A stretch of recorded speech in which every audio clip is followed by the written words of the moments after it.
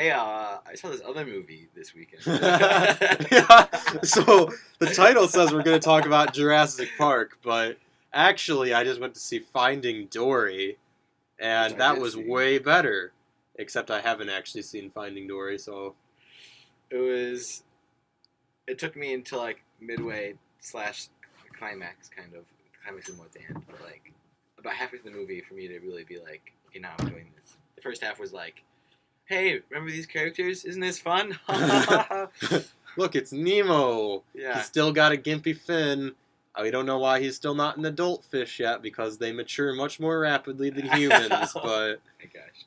You know, Yeah. whatever. It's set 9 months after the first one, right? I can't remember. If it said 9 months, I forgot it. Here, do you wanna move closer to the microphone or speak up more? Paul, you have such a gentle voice. Oh, speak up a little, Paul. Just Want to see a magic trick? Silence. Oh, it's just me now. No one else saw it. Trust me, I know you can't see. So from your perspective, it was always gone. But guys, this is where faith comes in. Yeah, you just gotta believe. Sometimes you just hear the voice of God. Not saying I'm God, but I am a voice. Steve, I know you're listening somewhere. Yeah, Listen Steve. to me. You must donate all of your money towards the Shouting at Screens that donation fund for has children. not yet been set up, but It will. anyway, so we'll go ahead and get around to talking about what we actually talked about. So this is the first episode of Shouting at Screens, which is abbreviated SAS because we're that's kind of a cool abbreviation, I guess. Sass. Yeah. I like it. We can call all of our followers sassy. Sassians. Yes, the Sassians. And it's also like the British Special Forces, so, you know. Not to be confused with assassin. If you're a Sassian.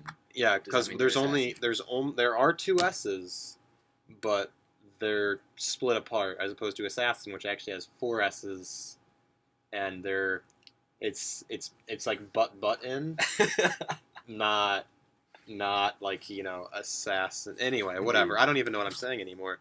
But, you know, before we start the show on Jurassic Park, Paul, I have a complaint. I can leave if you want. Okay, so Is it me? So here's the thing. So, you know, Jurassic Park is a movie about ancient creatures out of time being juxtaposed into the modern world, or at least that's the premise. And speaking of ancient technology that somehow still exists in this modern world that we have to put up with, earlier I was trying to make myself a water, as you do, because, you know, humans need that to survive. Indeed. So And you made yourself water. I like made in The myself Martian. water, yes. You got like the whole like. whatever I you did. burnt hydrazine and blew my eyebrows off, Yes. but I'm okay, thankfully. Well, they can't tell because this is just a podcast. Yeah, there's no video here. There's just audio. Anyway, so I get this, you know, we have the shelf in our house of the sports water bottles, right? With all the different water bottles that you could potentially ever want, and probably more than you really need. But whatever, you know, you can't have too much water, I guess. Well, you can, because then you have to go to the bathroom all the time, but that's besides the point. So I give myself this water bottle, and I, you know, fill it up with water, and I put the lid on, and then I go down to take a drink from it, and it's not working. And I am bewildered for, like, literally a minute. I'm just sucking on this water bottle. Like, why is the water not coming into my mouth? 21st century problems. Yeah. And then I realized that this is one of the ancient history water bottles that does not have a built-in straw to the lid. Oh my gosh. And so I have to physically turn this water bottle upside down to get water to come out into my mouth. Wow, that's terrible. It's like someone made a water bottle. It's like, this guy's gonna think there's like a straw in it. It's gonna mess him up. I just cannot accept that I have to actually physically lift up the water bottle to drink from it in the modern day. I just want to be able to put my mouth on the little sucky bit and Quant technology. actually how can we just get pumps in the water bottles, and then I can just put my mouth on it, and then it'll just pump water into my face. Wow. And then it'll be double as a squirt gun too if I ever need to spray someone down with a Or squirt gun. being attacked by a velociraptor of some sort, because technology is so advanced these days, as we've discussed. Well, because it's like War of the Worlds and water repels velociraptors, right? It causes them to die. Yeah, definitely. Yeah, is that War of the Worlds where the water causes the aliens to die? I have no idea. It's one of those. I know it's some sci-fi. It's probably multiple sci-fi things that used like Earth stuff kills aliens because they're from space, and it's not like water's everywhere in the universe Nope. and more than just Earth. So yeah, clearly water would be what is deadly to aliens. But anyway, so that is my complaint about my problems with things from ancient times showing up in the modern world. But this movie is about people who had problems with things from ancient times showing up in the modern world. Definitely. But their problems weren't as bad as mine. Probably with more the water ancient bottle. too. Yes. Yeah, probably significantly more ancient than my water bottle, but the problems were not as bad. Yes. I feel like my problem's worth. So Jurassic Park. This is a 20-year-old movie. How old is this movie? Oh, it's pretty old. I was watching the movie and I was like, I could definitely feel that it's beginning to be an old movie now. That's kind of sad. I was like, You were, yeah. How so? How were you feeling that this is an old movie? I don't know. It was just was the CGI starting to look kind of like it wasn't holding up for you? Well, the whole hand on the puppet issue. In that one scene. Okay, yes, the hand on the puppet, which is hardly noticeable, but once you've seen the quality of the video, I don't know. It was just like. Well, where were you watching it? Because Just on Netflix. On Netflix, yeah. Okay, see, this might be an interesting case of the way in which we were watching it determined a bit of a difference of quality, because I was also watching on Netflix. But how fast is your internet download speed here? I don't know. Okay, because up where I am, it is pretty good. So we can stream at like maximum resolution basically, because we've got 60 megabits per second download, which is very nice. Thank you, Charter. They are one of the less evil ISPs, shall we say. But also, you were watching it on a big TV, and I was watching it on my laptop, which is a 13-inch screen. So, like, all of the pixels were probably way more densely packed for me. So I was like, oh, look how beautiful this movie still looks. And you were looking at it like a blown up screen. You're like, oh. Everything's so pixelated. Is that a face? Is that you, Dr. Grant? Is that... Oh, that's Tim. That's the little kid. I don't remember Dr. Grant being eaten by a T-Rex. That's the lawyer. Oh, the lawyer. Oh. Okay, so anyway. Yeah. So this movie... This is older than we are. And then the sequel. Well, I don't know if I guess it's kind of... Jurassic World is kind of a sequel. It is a sequel. It's a spiritual successor. But, we're not going to talk too much about Jurassic World because that's next week. It's forbidden. Yeah, we can't talk about Jurassic World until a week from now. So I really like this movie now that we're quite a ways into the podcast already and still haven't really said much about it. I think tangents.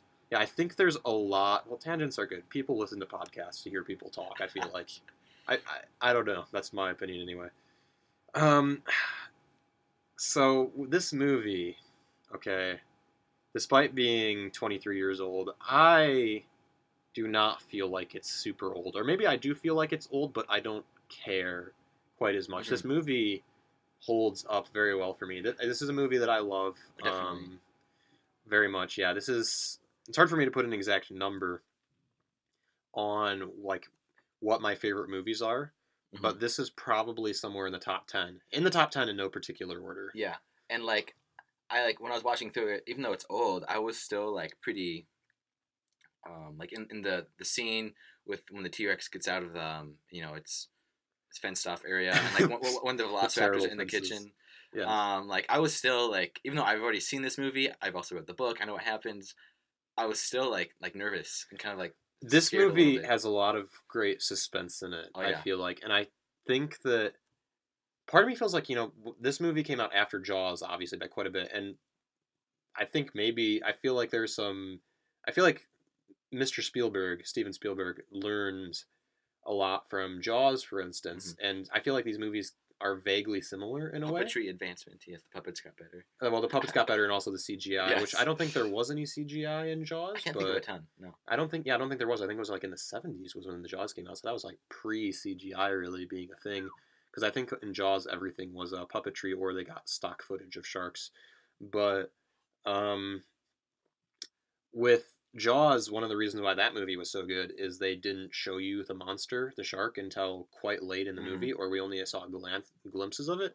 And I feel like you see more of the monsters, so to speak, in this movie, but you do not see them until later. Yeah. Like, if you think about it, in the setup, we see pretty much all of the good stuff. Like, Mhm. we do see in the very opening scene, we see the raptor, but we Only only, the eye. yeah, we only really see the eye. We just catch the glimpse of it through the cage. By the way, that opening scene, Is I watched that and I was like, man, that Velociraptor is really getting like electrocuted by those stick thingies. Oh, I yeah. was kind of like, it should have. I mean, in my opinion, I feel like it should have at least been like, it should have like let go of the guy. But I was like, man, that Velociraptor is pretty tough. It's pretty tough. I think that's what they were setting up for, is the Yeah, fact that yeah. these things are pretty tough and that the park is not adequately prepared to really handle these animals.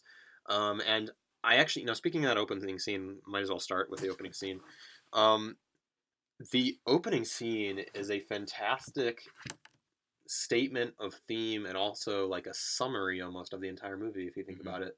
Because if you think about it, you've got this amazing thing that is sort of awe-inspiring and sort of fear-inspiring, and everybody kind of thinks they have control of it. Everybody's kind of in a line here, and we think everything's going to go smoothly, and then it just kind of gets out of hand. Mm-hmm. And then ultimately, I have a question. So, like, in this movie, do we know if that particular raptor is actually like involved in the rest of the movie, or if that raptor is dead? Because the thing is, as that opening scene fades away, we hear gunshots, not just Do a we hear phaser. gunshots? Yeah, there's He's actually saying shoot her. he's saying shoot her, and it's too late because obviously that guy dies because they talk about the lawsuit later.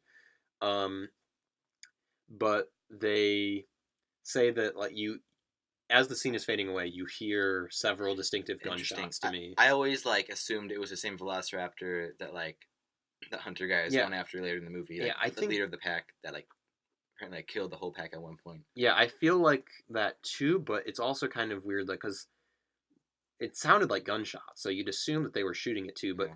I don't know if this is like they destroyed this creature or if they Dang actually. it! Why do we make these Velociraptors with bulletproof skin? Oh, so stupid. It's like Jurassic World. Oh yeah, we genetically engineered it with this trait. It can blend into camouflage. And we engineered some Superman powers into it. So It can fly like Superman. Yes. Okay. But yeah, it's like we created something amazing that we think we can control, but we can't. Mm-hmm. We can't control it. That's kind of the theme of the movie, almost. And you can kind of see in the opening scene too, because like everyone like looks pretty scared too, because it's a lot of people with guns for this one Velociraptor. Where do you think all those people with guns went? Later in the movie, they all have to get on the boat. Yeah, I think they all got their lives straightened out, and they're like, man, that was some crazy stuff back there. This ain't worth 42 grand a year, Yes. man. Yes. Whatever security guards at dinosaur installations get paid. Indeed. I'd hope quite a bit. Seems like you have a bit of an occupational hazard. Yeah, definitely. But again, with like the mystery, like you don't see too much of the dinosaurs until later in the movie. I mean, it's even more so in the book. Like it takes. I feel like reading books. There's a lot of setup. There's a lot of setup, which I really appreciated. The setup in this movie is very well done. Mm-hmm. And like when there's that moment when they're feeding the Velociraptors with the cow, and the cow's going in, but you don't. Yeah, you don't see the Velociraptors. And you don't see the Velociraptors, but like the camera's like behind the bushes, and you see the people's faces looking in on the cage, seeing the bushes move. Another fun thing about that scene is when Dr. Grant is kind of watching like awe-struck, watching the bushes move. Presumably he can't see the animals, or he can only catch glimpses of them through the tree cover, so he can't really see what's going on, but obviously you can tell from the noise and everything that's happening here. But Dr. Hammond, the camera pulls focus, and you actually see, or not Dr. Hammond, Mr. Hammond, he is like, you can see him like cryptically. He's not looking at the cage where the cow is being torn apart. He's just looking at Dr. Grant. He's like gauging his expression, and I really appreciated that. And obviously it makes sense because kind of the plot of why Dr. Grant and Dr. Sattler and Dr. Malcolm, or Ian Malcolm, whatever his name is, um, are on this island is because he wants them to sign off on Yeah. this is a safe place Yeah. where people get eaten by dinosaurs. Yum. So I appreciate that scene. And I just like another side kind of tangent thing. I really like. I feel like in the movie more than the book, but in the movie, Dr. Hammond, right? Dr. Hammond. Mr. Hammond. Mr. Hammond, yeah. Mr. Hammond definitely felt very like grandpa-ish to me. Like in which one? In the book? In the Or movie. in the movie, yeah. I definitely feel like, oh man, like that's totally something a grandpa or a grandma would do. Yeah. And like it felt so much more like friendly. In the book, he was more of kind of an entrepreneur to me. Yeah. Well, we can let's talk about characters right here. Yeah. So we'll start with Mr. Hammond because we're already talking about him. And I do like him more in the movie, definitely, than the book. Because, yeah, in the book, he felt more of the entrepreneur, businessman who is, like, strictly business, talking about... he was more focused on money in the book. And then, of course, he dies in the book, which is something that is different. Spoiler. Yeah. Well, I think we've spoiled a lot already. Yeah. This is a completely spoiled... What? There are dinosaurs on this island? Look. Okay. This movie is 23 years old.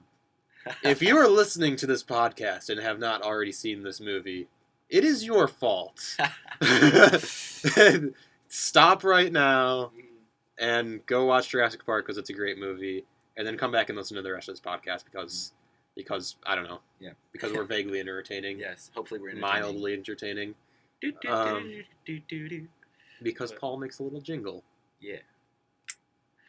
But Mr. Hammond, he does have a character arc. I feel like in the movie they gave him more of an arc because obviously in the book he dies. Yeah. By the end of the movie, he's kind of like, maybe this was a failed attempt. This is not a good idea. It's kind of unclear because that one scene he's talking to Dr. Sattler. Yeah, next time. Yeah, and he's like, next time we're gonna do it. We're really gonna make it safe. And she's like, no, you're doing the same thing. Yeah. So he's very determined, like any entrepreneur. Or is anyone? Because this is his dream. Because I think that in the movie, this is more of a... It has less to do with business, and surely he wants to make money. Obviously, he's not just doing this like, oh, out of the goodness of my heart. Yeah. Because no one does that. Like, you can do a charity out of the goodness of your heart, but, like, ultimately, any business has to make money. It's a requirement of being a business, or you will not be a business for very long.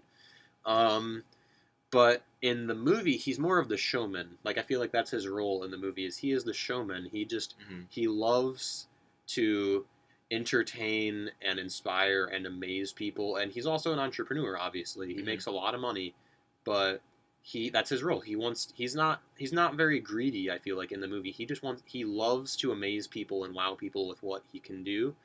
And sometimes that's good and sometimes that's bad. Yeah, but there was that one moment in the movie where he's talking about the flea circus and how this time around he wanted to make something real. So he seems a lot more personal in the movie. Like the audience and the people watching the movie can relate to him more. That scene where he's eating ice cream with Dr. Sattler, that's one of possibly the best scene in this movie. One of the best scenes. There's so many good scenes, but that is a very good scene where he's just pouring his heart out, essentially, and talking about why is he doing this.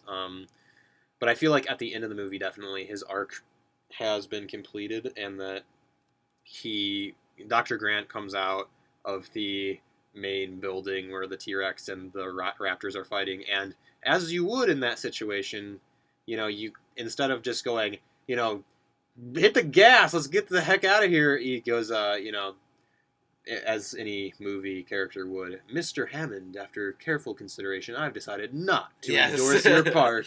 Well, that's part of the humor, I think, of that scene. Yeah. But still, just for being surrounded by velociraptors, thinking you're going to die.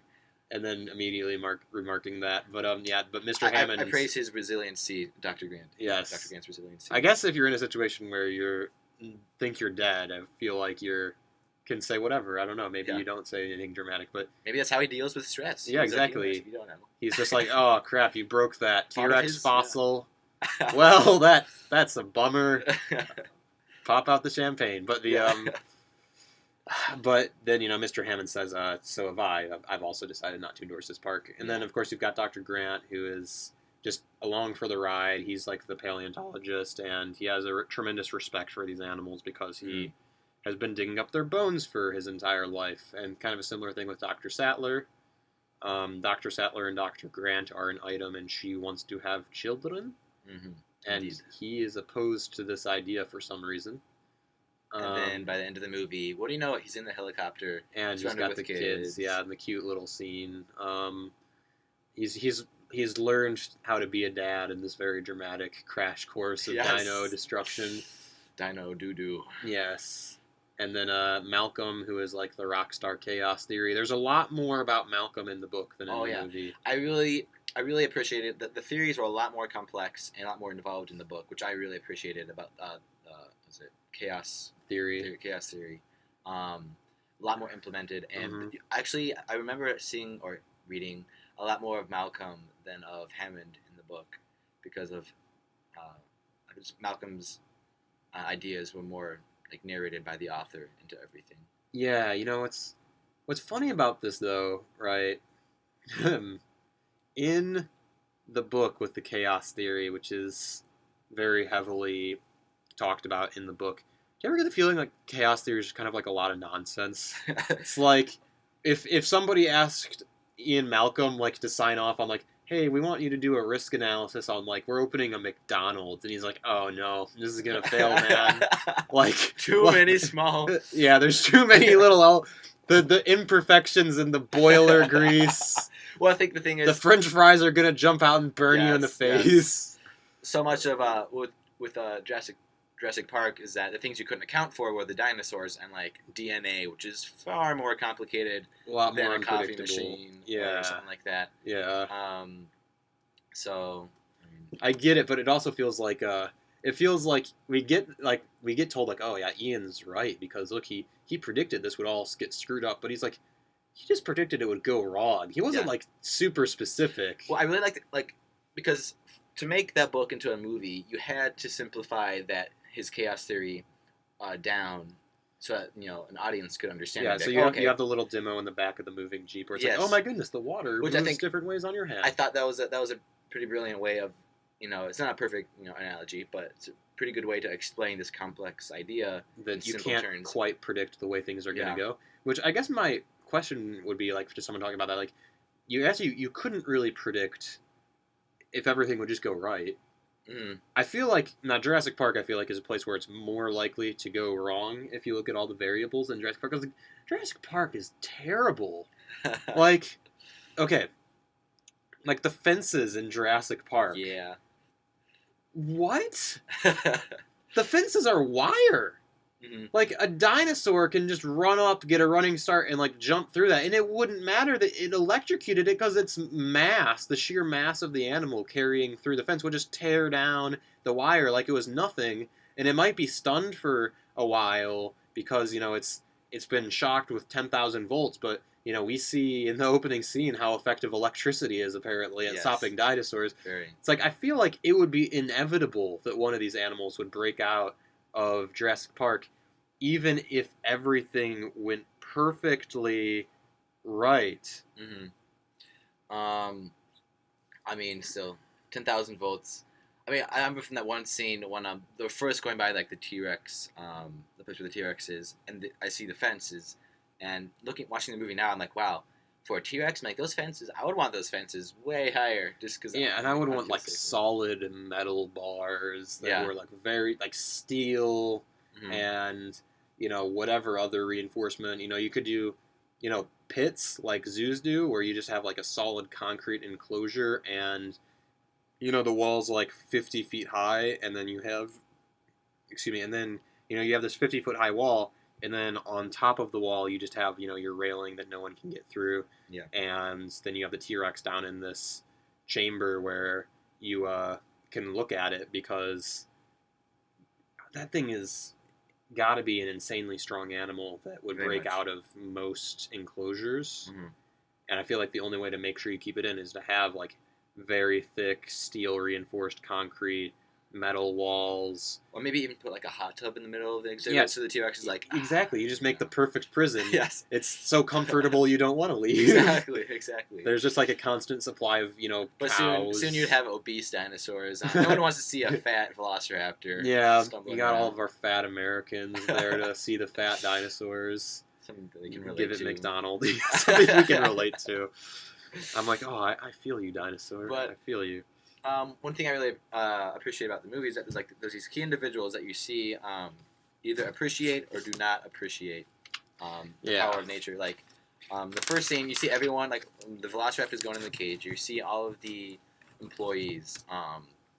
They're all in uniform, and then I don't know his name. That one hunter guy, Muldoon. Yeah. He's of course dressed differently, has a hat, so it's like, oh, this guy stands out. Yep. And you find out that this guy He's been in Africa and Yeah. hunted all sorts of crazy Definitely. animals. definitely appreciates this sort of matter. And then you also have the lawyer who comes in, and the first time you see him, he's in his business suit. And he's talking about money, basically. Yeah, he's talking about money, and he's stumbling over rocks. And he's like, well, who's this guy intruding? Not understanding, what he's doing coming through.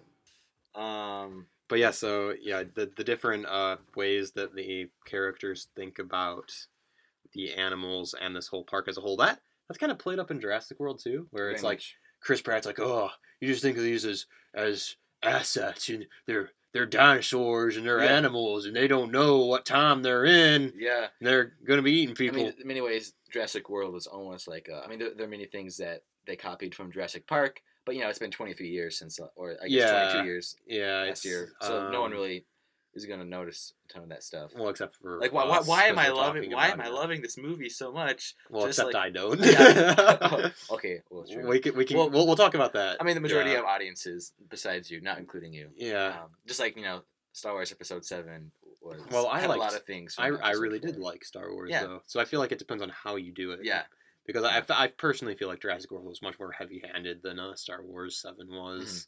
But we can talk about that, obviously, in the next episode when we talk about Jurassic World. Mhm.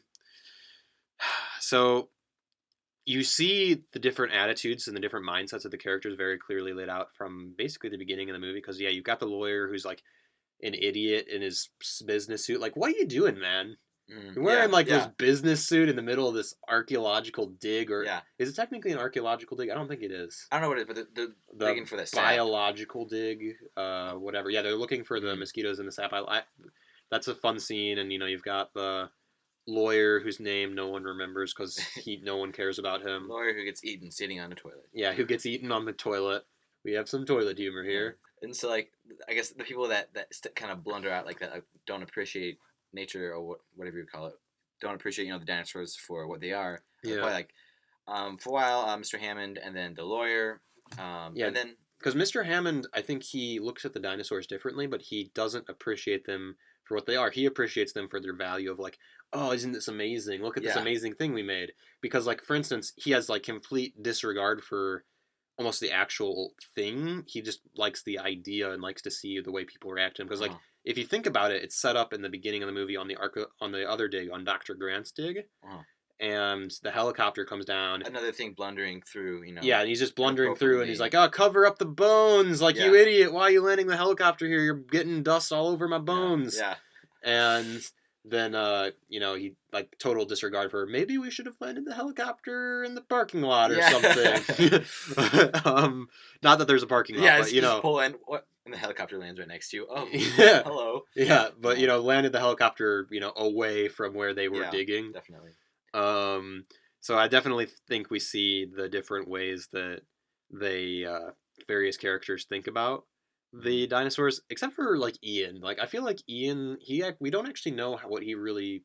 Maybe you have a different opinion on this, but he just kind of seems like in the movie, like he's just kind of like laughing in the background, like he's going through this, like I told you so, and now we're all dead. Yeah, I mean, definitely you can see that he's scared. Like there's that one moment when he's thrown in the back of the Jeep, after they pick him up, Yeah, and the and he's like, he sees the water shake and the footprint in the ground, and he's like, Yeah. wow, I'm actually getting kind of scared now. he's like maybe that's an impact trigger. Yeah, That yeah. is. And I'm talking to myself, and we should Are really get going. dead, and then Yeah. Muldoon and Sattler run out of the jungle, and then like right behind them, right as they're getting into the Jeep, the T-Rex emerges. Mm.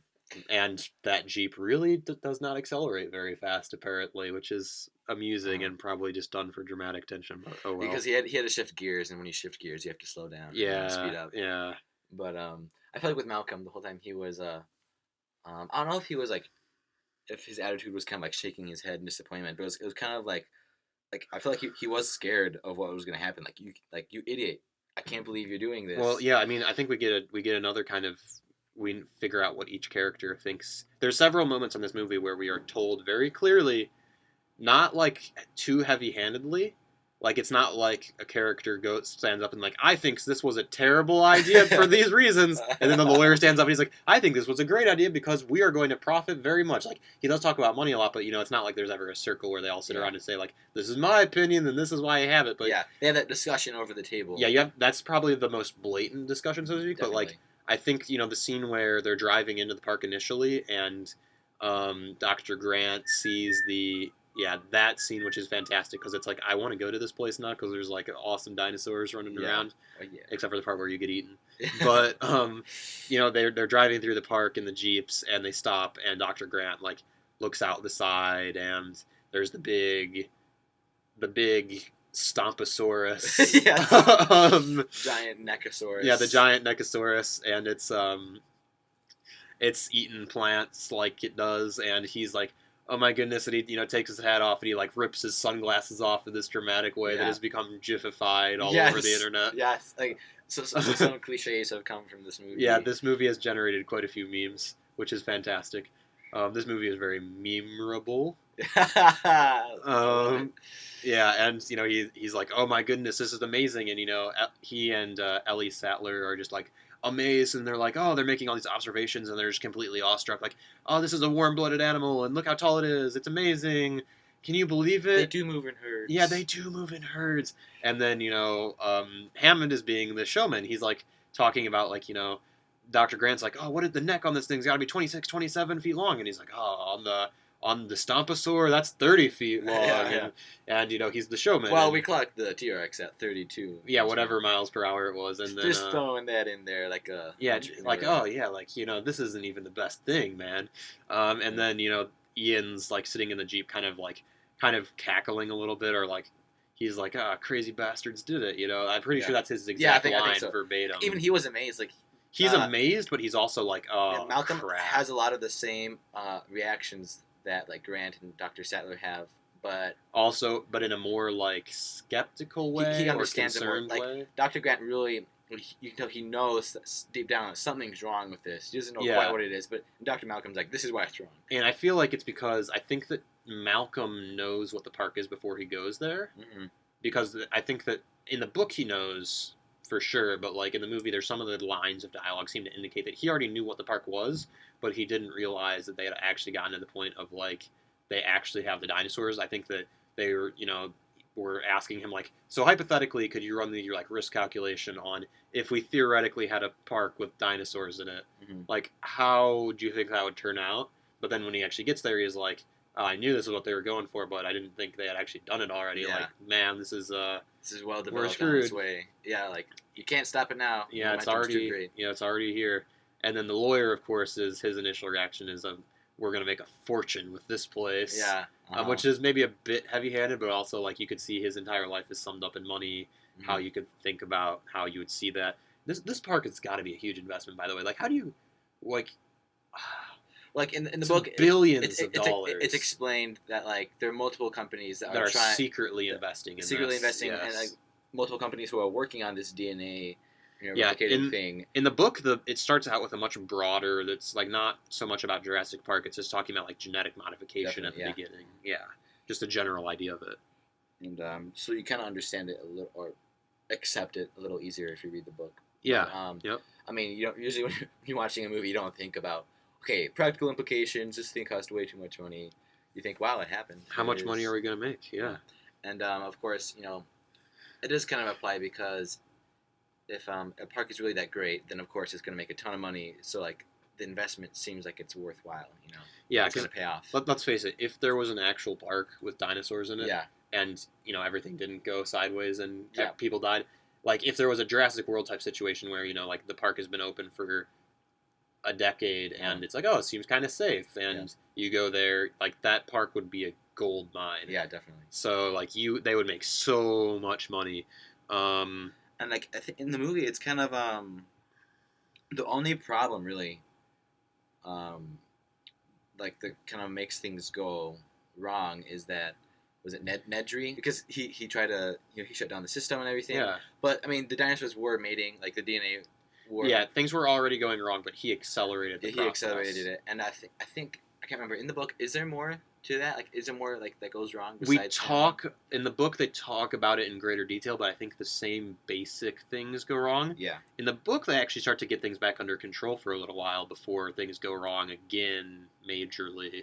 Because in the book, remember, they get the power back on, and they get like the T-Rex is kind of caged back up again, like because they have more workers on the island because they don't all randomly have to leave for some unknown reason. Yep.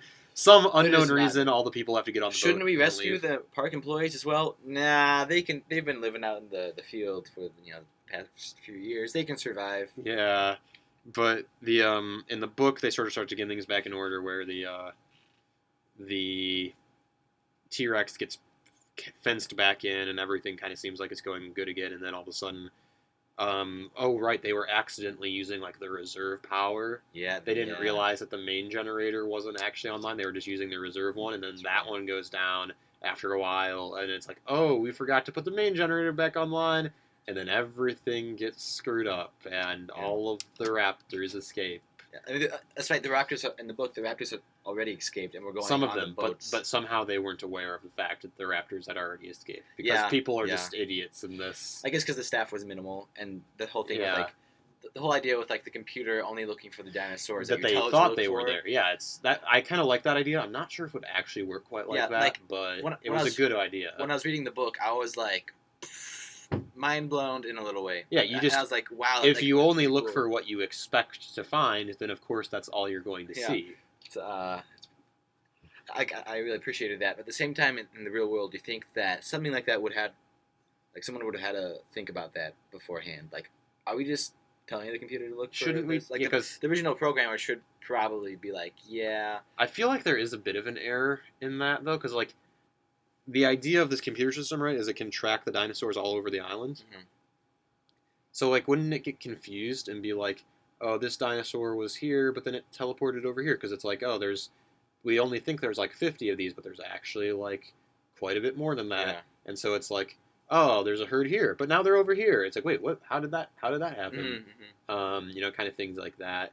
Because it turns out, like, the ones that were, was it only the ones that were birthed in like the ones that lab had the tracker thing in them? Because the other ones that were like it's camera systems though. Okay, oh that's right. That's how. Right. Because later they program it to like show you all of the dinosaurs, and it's like, oh, there's like more than twice as many as you thought there were. Yep. But like there's a point where all the raptors like find like a secret cave in the book, and that no cameras are. Yeah, there's a lot more raptors in the book, which is actually good because the raptors are not raptors. Yeah, a plethora. But the raptors are not quite as dangerous in the book on their own. They are still as dangerous because they kill a lot of people. They actually kill more people in the book because there's more staff on the islands. Yeah. So they end up killing more people. But they also kill more of the raptors in the book. Because in the movie, they don't really kill any of them. Like, the T-Rex kills a couple for them, but, like, the people don't actually kill any. But Muldoon actually kills a couple of the raptors in the book. He has his, like, missile launcher that he's got that he uses to shoot a couple of the raptors. But there's, like, 39 raptors, I think, if I remember correctly. There's a lot. Yeah, there's definitely a lot. There's, like, lots. There's like 150 of the little compy things. Like one thing I don't understand is that if you were to make a sequel off of Jurassic Park, I would make it something with the velociraptors escaping from the island and getting to like Costa Rica, because that's what was happening. That was what was happening in the book, yes. Yeah, and that's not what the sequel was about at all. It was which is kind of weird. That was a perfect like setup, honestly. I think. Yeah, I feel like. At the end, they napalmed the whole island in the book, so that's but some of the raptors, but some of the raptors got away. Thing, so it's like. What do you do? And then they even set it up with like reports of dinosaurs being loose in Costa Rica. There's Already, yeah. yeah, Right. they're not saying dinosaurs, but there's like unknown things that are causing like some weird disruptions right. and weird unexplained animal deaths and Mm-hmm. things like that. Mm-hmm. And it's like clearly they were setting up for there's velociraptors on Costa Rica. This is a real bummer, Yeah. guys. So much for our tourism. Unless you want to see velociraptors and then get eaten. Very yes. Please have insurance for yourself. Yes, and sign this piece of paper that says you will not sue us or your family will not sue us in the event of your death. You gotta talk really quick because it's legal documents. Yes, that's right.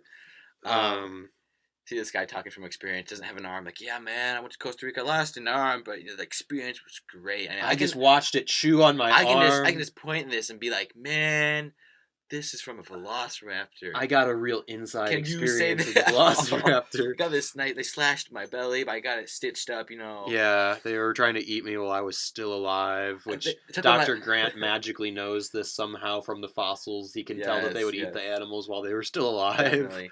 I think he wanted just to scare that kid in the movie. Yeah, probably. He just wants to scare this poor child. They ate one of my kidneys, but I have 2 of those, so yeah, it got half my lung, but oh well. Yeah. Oh, you know that one of the slides in the dinner room, there's a slide on the wall it's a building that looks awfully similar to the main building in Jurassic World. Really? I think that they probably intentionally, because obviously Jurassic World was not something they were planning on doing when they originally made this movie. But I think that when they went around to make Jurassic World, they probably went back and obviously watched Jurassic Park and hey, there's slides of the future of Jurassic Park on the wall in this one scene. We can model the modern Jurassic World Park off of some of the future things that they were showing in the slideshow in this room. Yeah. So that's kind of nice. It's kind of a cool thing. Makes you think that they were planning a sequel the whole time. Yeah. Not really. They weren't. Yeah, I mean... Yeah,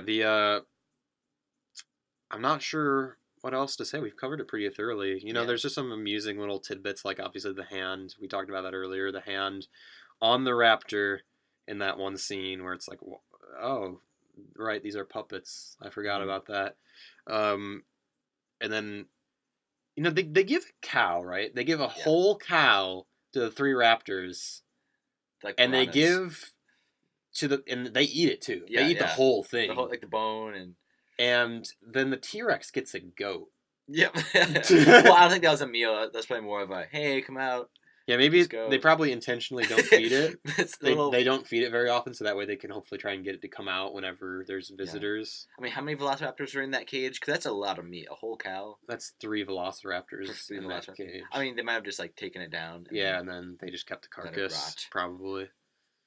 They're smart, remember. There are some things, so obviously I criticized Jurassic World for some stupid plot holes, but there are a couple things in this movie that are kind of holes where it's the doors, you can open the doors on the electric cars when the ride is in progress. I watched that, and was it Samuel Jackson? I don't know what his name was. Yeah, I told you we should put locks on the doors. I'm like, what? You don't have a lock on the door? Okay. Of course you'd have locks on the doors. What? I guess unless it's there should be an emergency override from inside the car. Definitely. But you wouldn't be able to just open the door. I mean, it already was a rushed experience because they're trying to just get it online. Yeah. Because of the Velociraptor incident, they had to have people come, and so they're trying to rush things. They weren't really. Hey, we have this ride, and just ignore all the. Yeah, they weren't really planning on. It's like a beta version or something. Yeah, exactly. Because they're already talking about they talk about how many bugs they're having. Mm-hmm.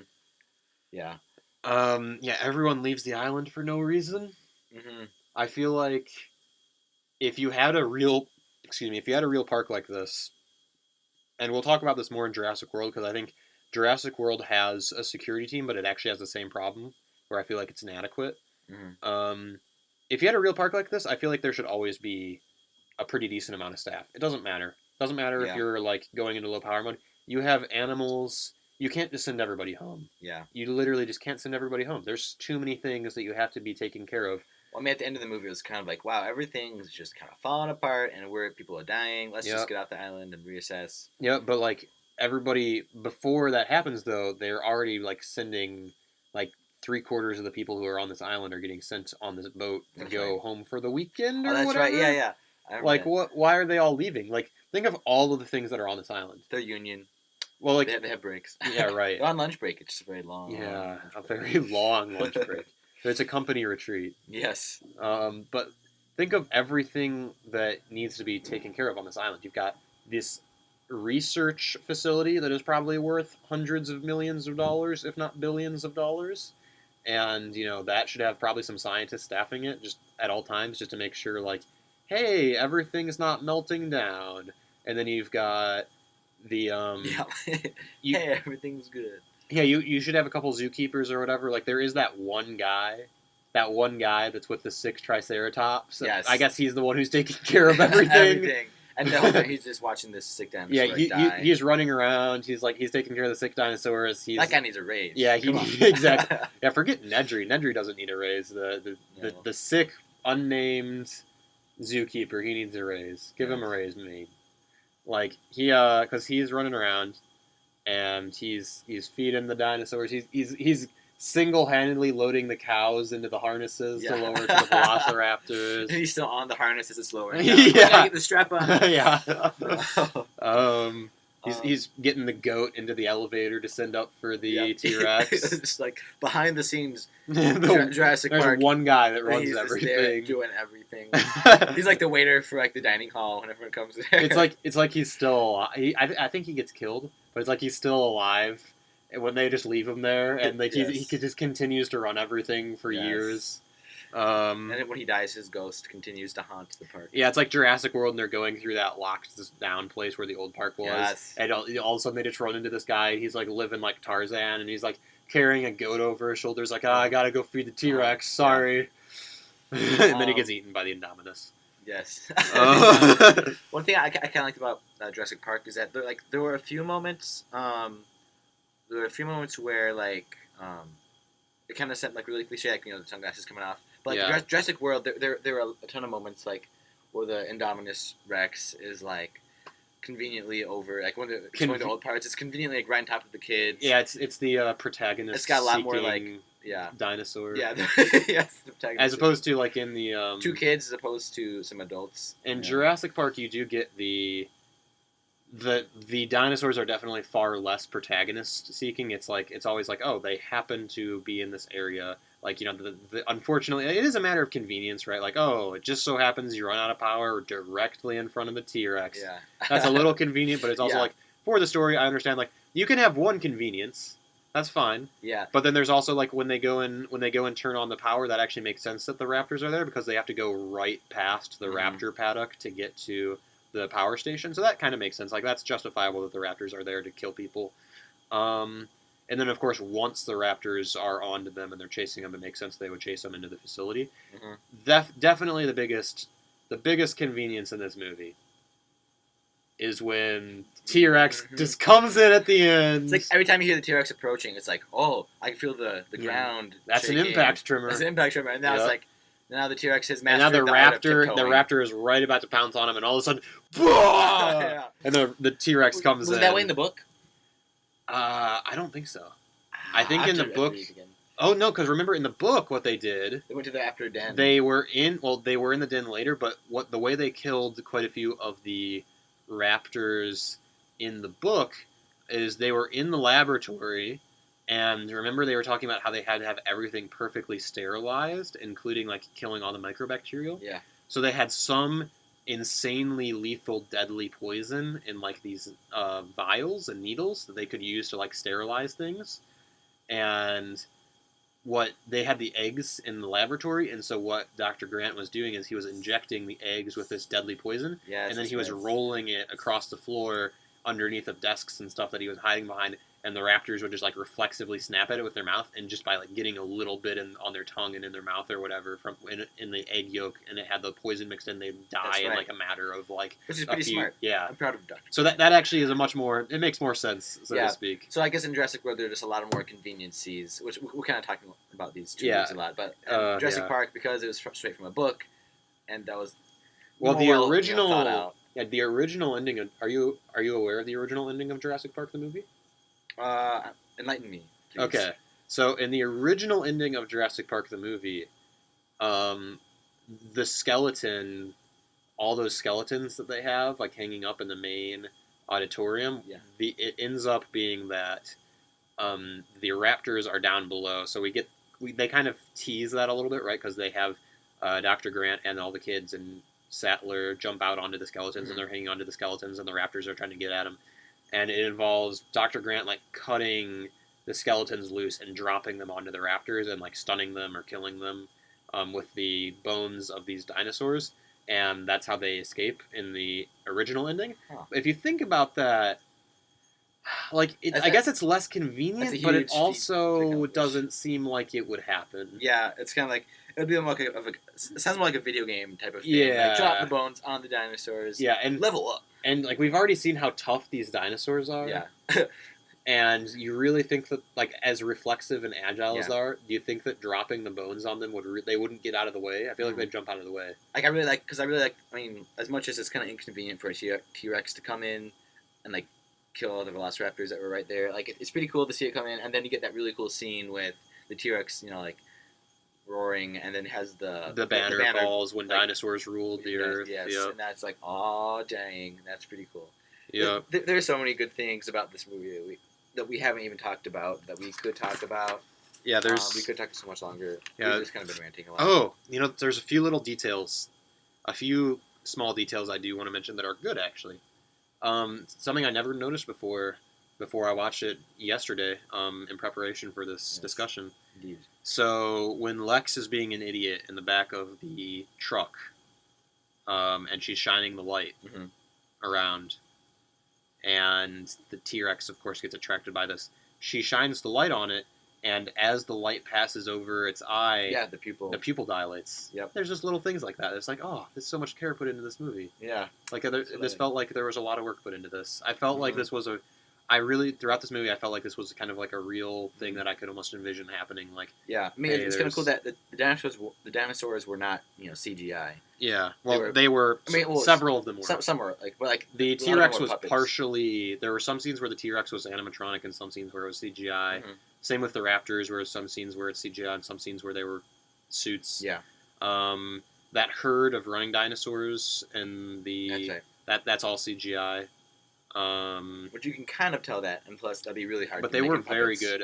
They were very good CGI. That scene with the giant dinosaur at the beginning, that's all CGI. All those dinosaurs at the beginning are CGI. Yeah, it'd be kind of really hard to make the giant puppet. Yeah. Well, you could do like a Star Wars type thing where you have the little model and then you composite it into the scene, but that's what they would have done if they hadn't done it this way. And claymation dinosaur. That would look so terrible. Yeah. Because the CGI in this movie, I actually kind of buy it. Like, I get it's CGI, but, like, my brain is able to forget it while watching this movie. Like, it's like, oh, it's a dinosaur. It's amazing. But, like, most if it was claymation, I feel like I would be totally thrown off by it. Yeah, me too. Like, one thing that's, like, although it made for some cool scenes, I thought the Velociraptors should be a lot more agile and, like, quick. I know they're puppets, but there's that one scene where Dr. Sadler. Is that her first name? Ellie? Dr. Sadler? Yeah, Ellie Sadler. Yeah, Ellie.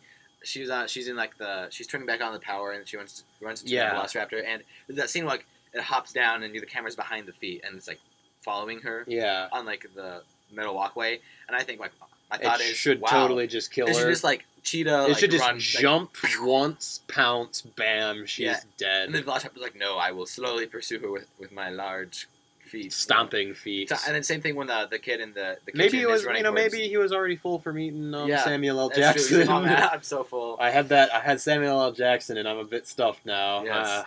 Not sure if I can run too fast. I'm getting some indigestion. Love that dark meat. Yeah, exactly.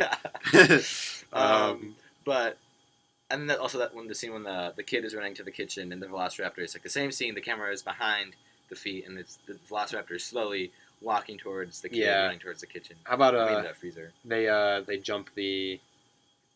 trick the Velociraptor with a reflection, and it runs into it like kind of partially stuns itself or briefly knocks itself out on the reflection. I kind of liked that. I like that. I do feel like that scene is ridiculous. Like, those kids are dead. Yeah. Like, they're dead. Yeah. They are dead. There is no, like, how do they not hear? The Velociraptors would hear them, they would smell them. And then the Velociraptor would slowly walk down the aisles and then hop around. Those kids are dead. Like, there's points where they're literally feet away from these kids and somehow not knowing their kids are dead.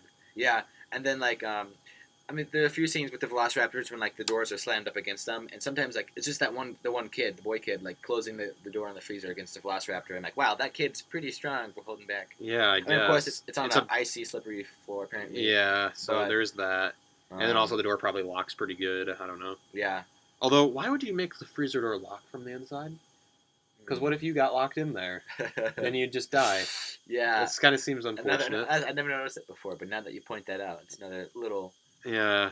I mean, flaw. it is. There's the lock on the door where Dr. Grant and Sattler are trying to press the door closed, and they can't get it to lock because apparently the locks are electronic. Like, why not put a deadbolt on that door? Yeah.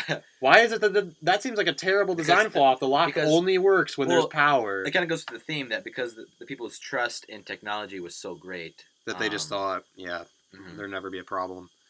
Yeah. Dr. Grant throws away his raptor claw. That's kind of a nice scene. Yeah. I like that, where he's just with the kids in the tree. Speaking of that, the pacing of this movie is perfect. I feel like this is like one of the most perfectly paced movies in my opinion, because you get this long setup, but like you're so fascinated by what's happening that you don't care that it's long. Yeah, there is more. This movie has more time where everything is going pretty much smoothly than when the dinosaurs actually break out. The runtime of this movie, if you divide it, there's actually more time where everything is fine than when everything is just terrible. Yeah. And that's fine. Because it's such a fascinating movie that I feel like you can get away with just having most of the movie be like, we're setting up and look at this interesting thing we did. Look at Mr. DNA. He's explaining how cloning works. Oh, and there's that one scene at the end when the Velociraptor is chasing Dr. Grant and everyone else out in the main welcome center, and it has like the screen of the DNA code is like projected onto the raptor. I specifically took a note of that. Yeah, and here. I was like, I love that. That's pretty cool. Yeah, definitely. But then the power goes out. We get a bit of an action scene where we have Nedry. He's gone. People are looking for Nedry.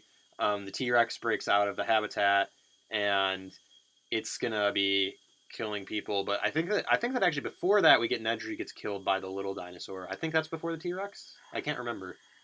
I think it's before. But I think Nedry is the first person to get killed. In the book, it's like the first kind of like action that you really get. Yeah. It's kind of. I might be actually. I don't have to read it again. We could be wrong, but I think that Nedry's the first person to die, which I think is like fitting and proper in this universe. It's kind of weird because in the book, it's like it describes like Nedry like being like killed, and it's like he's like, oh, I'm holding my intestines in my hand, and this tingling sensation. And it's a lot more like graphic, graphic, and like ugh, like that's scary. As opposed to in the movie where it's just like he gets killed. And then something else. I guess you could assume this is what's happening in the movie, but in the book, it lets you really know that like the dinosaurs, they're curious. When they kill people, it's not because they're mean. That's just the way they are. They're exploring. Like they're not. The lawyer is actually killed by the baby T-Rex in the book. Yeah, and that's because it wants. There's two T-Rexes in the book. Yeah, and it wants to play with him and like picks him up, throws him around. It's like, oh, he's dead now. Yeah, tastes good though. Yeah, because that's the whole theme is like it's like these animals. It's not that they're intentionally malicious. It's just that humans and dinosaurs are not meant to get along very well. Yeah. And so like these dinosaurs are unintentionally killing everybody basically. And then like they're less malicious in the book. And like with Nedry and when he encounters that little poison spitting thing. Yep. In the book it's still like the thing's almost like playing with him. Like you think Nedry is playing with it's experimenting with a new source of food that it's never seen before. And it's like, ooh, let's spray venom. Like, oh, I'm gonna slash at him. Like, wow, like no shell, huh? I guess that's pretty easy. Yeah. Yep. And yeah. But then after the initial action scenes with Nedry gets killed and then the T-Rex, we actually get a nice break in the action because we get that intensity, but then it lets us catch our breath. Where we have Dr. Grant and the kids in the tree, and there's the plant-eating dinosaur, and we're kind of reminded that like there's some good to this. Like this is a lot of terribleness, but there's still some good, and we get to catch our breath, and then things start to pick up again where they're trying to turn the power back on, and the raptors are out, and then we have that kind of final action scene with the raptors. And then you think the suspense is on Dr. Grant and the kids climbing the fence when she's turning on the power, and then you find out There's actually a raptor. in yeah, this with her, exactly, and so which somehow hasn't killed her yet. yeah, it's still it's so full, and Maybe it's behind yeah, the pipe, so it's probably confused trying to find its way yeah, around. it's just kind of trying to be quiet Yeah. and then it's maybe eating Samuel Jackson still. Yeah, I can't remember what Samuel Jackson's name is in this movie. yeah, neither can I. It's kind of unfortunate. I think it's let me just. It is. Look at your notes. You're a good boy. I didn't write it down. Samuel Jackson. It's Samuel L. Jackson. It is actually Samuel L. Jackson. In this version of the universe, his acting career didn't work out, so he became a Jurassic Park technician. Yes. But yeah, that's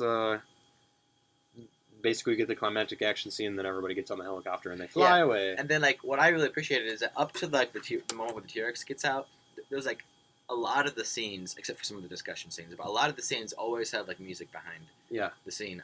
Especially when you first get to the island, there's almost always some kind of beautiful melody being played, and then up till when the T-Rex gets out, and the whole scene there's no music at all. Mm-hmm. And I find it fascinating because you still feel very anxious and suspenseful with the T-Rex running around. Yeah. And there's no music, and it's almost like you've been so used to hearing it, now there's no music. And you're uncomfortable now. And now it's what's going to happen? And it feels, that's one thing I like about, sometimes not always using music, is that it feels real. Yeah. Right? Because when there's music, something's being enhanced, something's trying to be brought out. Life does not have a soundtrack. Yeah. And so when there's no music, it's wow, this is real. Yeah. And that's what the whole scene conveys. The whole scene has no music. Mm-hmm. I did not notice that, actually. Yeah. Now that you bring it up, that's very good, actually. Yes. Thank you. Thank you, music major Paul. Indeed. Okay. So, yeah, the pacing is good. I like at the end when they're flying over the ocean with the helicopter back to the mainland. Dr. Grant looks out and he sees the flock of pelicans flying in. An animal I can relate to now. Well, I think it's because you he's been talking about through the whole movie the dinosaurs are like birds, and they're yeah, you'll never think about birds the same way again. And so I think he sees the birds and you kind of see him smile oh, haha. And it's but it's kind of tying it all together. It's a bookend. Yeah, where the birds. And it's almost like a western where they fly off into the sunset or right off into the sunset. They literally fly off into the flying. sunset. Yeah, and it's a very good cadential ending. And it's just so I guess the good things about this movie, there's great character development, a lot of not really Easter eggs, but a lot thematic things popped in there. There's a lot of wonder. A lot of motifs that reappear, which I really appreciate when movies do that. Yep. Consistently bringing the same message. Yep, a lot of commentary on how humans think of themselves versus what actually happens sometimes when we try and do things like this. Yes. And a lot of complicated ideas explained really simply enough for an audience. They did that really well. Never felt like the movie was rushed. Moved on really smoothly. Acting was great. And then some of the things I guess were kind of not so great were just some little plot holes or. There's some little plot holes, but overall, obviously, things with technology really that you didn't notice that flaw or. Yeah, but I almost. On the first viewing, I'm not sure how much you noticed that. Exactly. Because I've seen this movie a ton of times, and some of the stuff I don't even notice till now. Obviously, there's some things why are the fences so crappy? But whatever. Why are the velociraptors so slow? Why are the velociraptors kept right next to the main compound with all the people? Yes. Put those guys in a pit somewhere. Exactly, and it's But it happens. It kind of makes sense in its own way. Mm-hmm. I feel like it's logical enough and it's good enough that this is one of those movies where I feel like I forgive all the plot holes. Yeah, and this is there are movies like this where you kind of sound like you have a double standard, but I feel like movies that are very good, you forgive all the little things that are wrong with them, as opposed to if there's a movie where it's just kind of okay, or it's not very good, that you start nitpicking all these little things that you'd normally ignore in a very good movie. But this movie definitely has some nitpicky stuff, but overall, fantastic movie. Muy bien. Very much liked it. And one of the things why I feel like this movie is so good and resonates so well, and why I feel like the lesson of this movie is still applicable, if that makes any sense. This movie, despite the fact that this entire movie is about why this is a terrible idea, I still feel I want this park. Yes. I want this park. I feel like if I was in charge of Jurassic Park, I could do everything right and everything would be fine. Which is part of the the lesson you have to learn is that then you fall into the same category as Exactly. Mr. Hammond. Exactly. And not so much in the movie, but in the book, all the people who didn't respect the dinosaurs and the nature for what they were ended up dying and getting eaten. And all the ones that respected it, I guess besides Malcolm, but it's never really. I guess it kind of is established in the book. Malcolm dies, but in the movie he doesn't. Yeah. Yeah, it's like all those people that appreciated it get away. Well, except for Dr. Hammond, but he has a change of opinion. If you do not respect nature, dinosaurs will come kill you and eat you. Right. Muldoon dies, I guess, anyway, though. Yeah. Oh, well. Oh, he does? Poor Muldoon. Oh. He's dead. Oh. Not in the book, though. Yeah, in the movie. In the movie, he dies. So. But yeah, that's Jurassic Park. This has been the first episode of Shouting at Screens. Dun, dun, dun. Thank you for tuning in, everybody. I guess thank you for watching or listening. Listening, yes. Yes. If you watch us, that'd be creepy. That would be creepy.